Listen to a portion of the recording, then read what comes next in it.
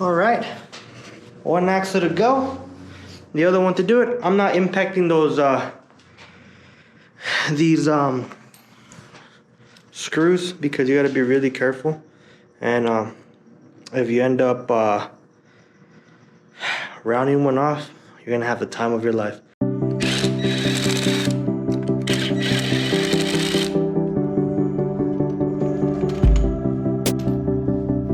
The axles are finally disconnected from the actual differential. Now there's 3 bolts that are holding the differential in. I'm gonna go ahead and pull those out. Let's do it. Over here.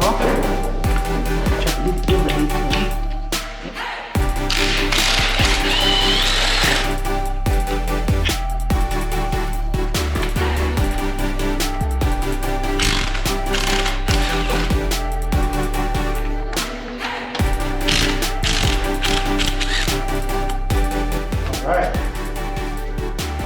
screws, boom. Now, we should technically be able to break the differential completely loose.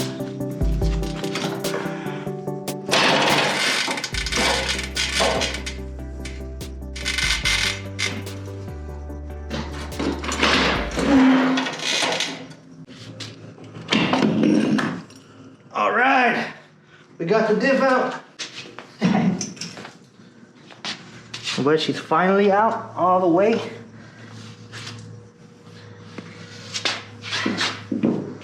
Now, tomorrow we'll get it welded. Tomorrow we burn out the subframe bushings and the diff bushings, and we get our brand new bushings installed on the differential and subframe. One more day away and closer to reinstalling and putting it together with the welded diff, baby. It's almost time to party, guys. So I'll see you guys. Let's get it done. So today I picked up my differential. As you guys can see, bushings are out and the party diff is ready to party. So we got it welded finally. You guys can see both of them going forward. So differential's ready to party. No bushings are in there. They pulled them out. Specifically asked if they could while they were doing all that. They did it for me. So it's time to install the Condor differential bushings. One thing I did, I went ahead and put them into the freezer so that they can pretty much shrink down just a little bit more. So it's easier for me just to go ahead and pretty much just tap them in there or just push them in there. And yeah, just so we don't struggle. So as you guys can tell, I'm kind of happy because it's finally about to get real. It's about to get dirty with my finger in the grease, and it's gonna be ready. I'm gonna be ready to party. So let's see. I got my grease here. Got my bushings. Let me get those out. Get those ready. And this is the side where the screws go. Slap them in. All right. First differential bushing is finally installed. I got it in there. I didn't record the first one, but I'm gonna go ahead and do the second one with you guys. So let's have fun. All right, let's lube her up. I know that they say there's no need to lube it up, you know, and stuff like that, but I think I'd rather just take a little bit more of a chance because I really don't want extra noise.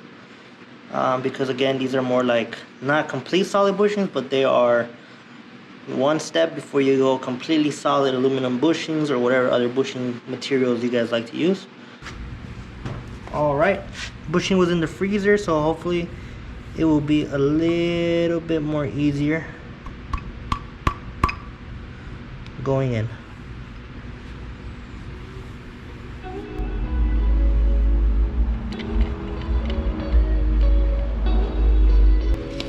Let's go ahead and start pressing the bush in.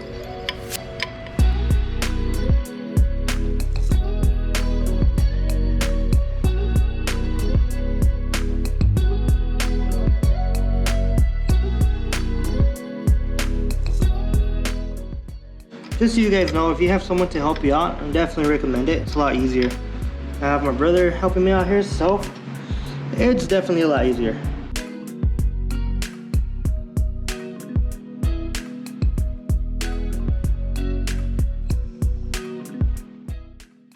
I'm switching up on the clamp because I bent the other one here.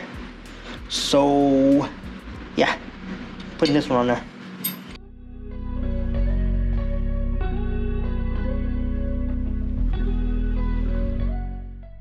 Way easier with this one than the other one. I think the other one was messed up.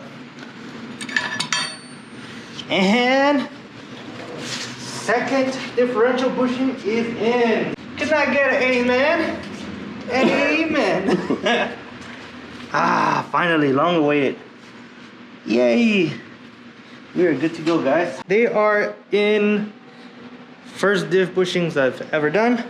Pretty much straightforward. Just kind of, I guess when you do this, in my book, or pretty much my life experience, I've worked with a lot of different stuff, so I'm usually not scared to do something new. So first time, first bushings in, and we owned it like a boss. Time to get everything else ready.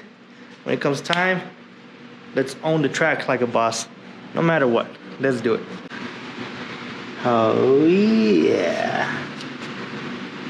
All right, so it is the next day. I'm about to go ahead and start a barbecue, enjoying the beautiful weather.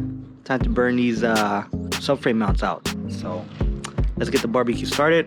So far from what I've seen, if you don't have like a press or anything, you have to go ahead and pretty much burn them out. So I'm gonna go ahead and try it. I'm gonna see how well it does. I have a hammer, burn it out, and we'll see how the first test goes. So you guys will be my witness to this flawless victory or flawless fail. So let's do it.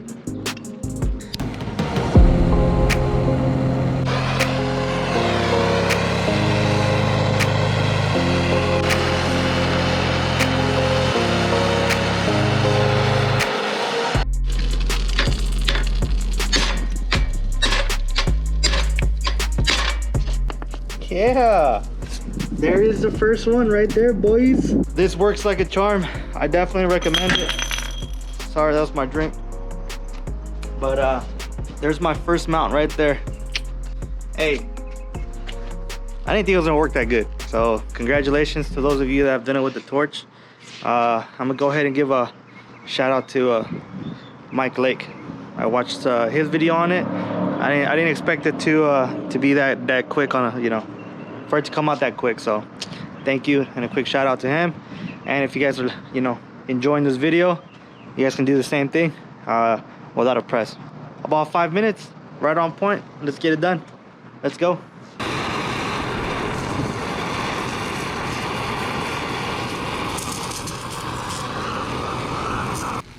Grab a hammer. And that's how it comes out, baby. All right, barbecue, baby. Gonna be some good eating here.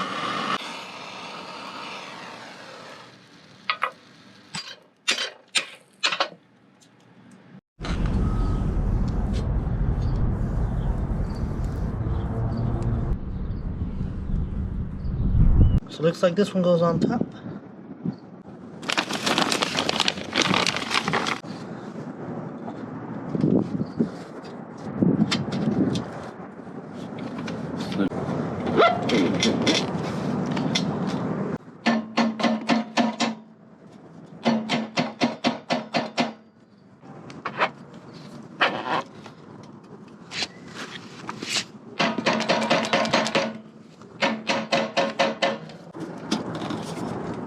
That was too easy.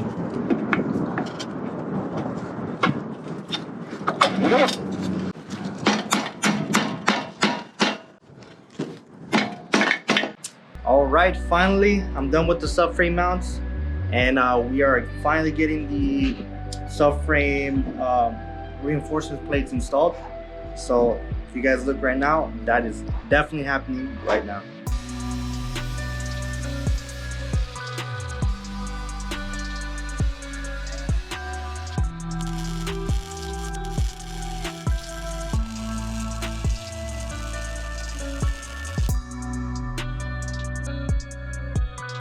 So finally, The subframe reinforcement plates are all put in there.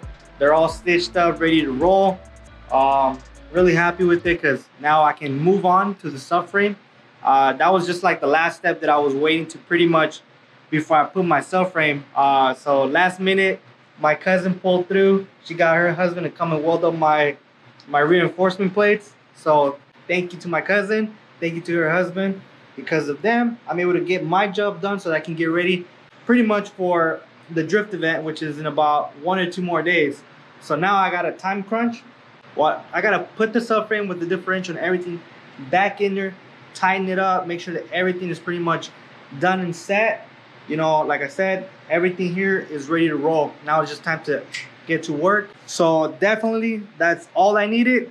Now it's time to get crunching and it's time to hit that event, at least with the best preparation possible for being, again, this beginner build.